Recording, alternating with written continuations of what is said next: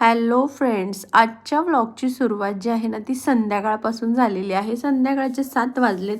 दूध तापायला ठेवलेलं आहे, एकीकडे चहा ठेवला आहे आणि चिकन आणलेलं आहे. आज चिकन सुक्कं आणि पातळ बनवायचं आहे. आणि ही पाण्याची भांडी आहेत बघा, ही घासून ठेवलीत आणि ह्या 2 मोठ्या टीप आहेत ना, ह्या उद्या सकाळी घासेल, कारण पाणी सकाळी 6ला येतं, त्यामध्ये भरपूर पाणी आहे म्हणून.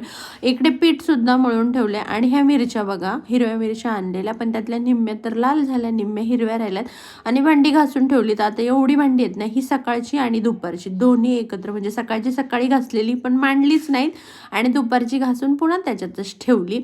तर चला, अशा पद्धतीने स्वयंपाक झालेला आहे. तर मस्त असा हा चिकनचा रस्सा बनवलेला आहे, सुक्का आणि पातळ असं वेगवेगळं केलं. म्हणलं चला आता वेगळं करूयात. आणि हे सुक्का आहे बघा, एकदम छान असं.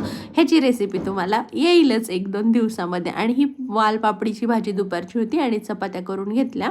आणि अशा पद्धतीने आजचं जेवण आहे, मस्त असं चपाती, सुकं चिकन, पातळ चिकन, लिंबू, कांदा आणि टोमॅटो.